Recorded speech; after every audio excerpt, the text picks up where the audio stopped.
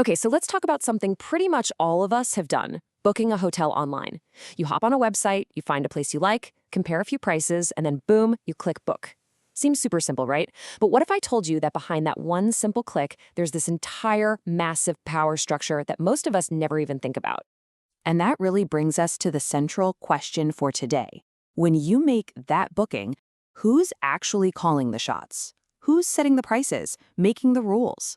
Is it the hotel that you're going to be staying at? Or is it the website that you just used?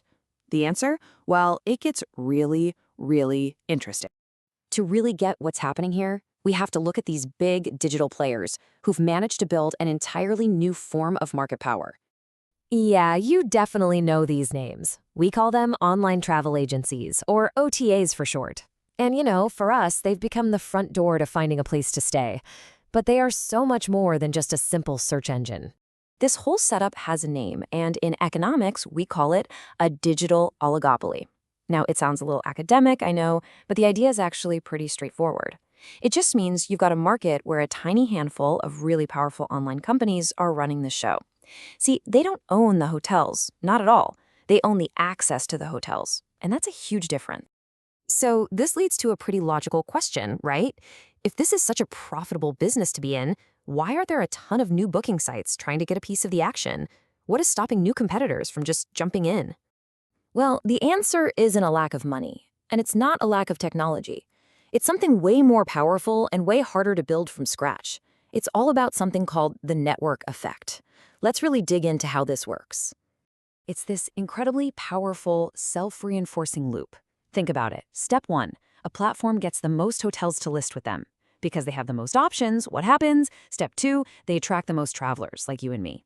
And then step 3, because all the travelers are on that one platform, every single hotel out there feels like they have to be listed there too, which just makes the platform even bigger, attracting even more travelers, and the cycle just keeps feeding itself, getting stronger and stronger.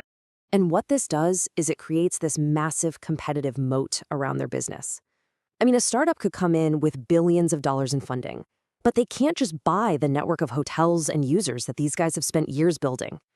The network is the barrier to entry. It's the real defense. So we get how they keep their power. But what does that power actually let them do? Well, when you boil it all down, it's about one thing: controlling the price that you and I end up paying. First, let's talk about commissions. For every single booking that gets made through their site, these OTAs can charge the hotel a commission that's as high as 25%. Let that sink in. A full quarter of what you pay for the room might not go to the hotel at all. It goes to the platform that brought you there. Now, if you're thinking about this from a business perspective, the impact is huge. That 25% commission basically becomes a fixed cost for that hotel on every single OTA booking. It sets a hard floor on their profit margin, so they're forced to either jack up their prices for everyone to make up for it, or just accept way lower earnings, which affects everything from paying their staff to fixing up the rooms. But as big a deal as that commission is, believe it or not, it's only part of the story. There's another tool they use, one that's even more restrictive to really control the market. It's called a price parity clause. And this is basically a rule baked into the contract that says a hotel is forbidden, literally not allowed, to offer a cheaper price on its own direct website than the price it lists on the OTA. Just think about the implications of that for a second. So here's where it all clicks together. A hotel can't say, hey, book directly with us and we'll give you a 10% discount. They can't do it. Price parity clauses completely tie their hands. It stops them from being able to compete on price and pretty much traps them into paying those huge commissions forever. So, when you combine these two things, the really high commissions and these strict price parity rules, what you get is this fundamental shift in who actually holds the power in the hotel industry. It's not just the hotel owners anymore.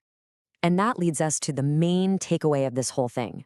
Through these incredibly powerful mechanisms, it's the online travel agencies, not the hotels themselves, who become the real price setters in this whole digital marketplace. Okay, so let's do a quick recap. We've seen how just a few OTAs have formed this digital oligopoly. We know their power is protected by an incredibly strong network effect that's almost impossible to break. They use those high commissions and price parity clauses to control what hotels can charge. And the bottom line is, they, not the hotels, are the ones who ultimately set the prices you find online. And this all leaves us with a much bigger thought to chew on. This model, this structure, It's not just about hotels, right? We see the same dynamics in ride sharing, in food delivery, in so many corners of our digital lives. And it really makes you stop and wonder, in a world that's more and more run by these giant platforms, who truly has the freedom to choose anymore?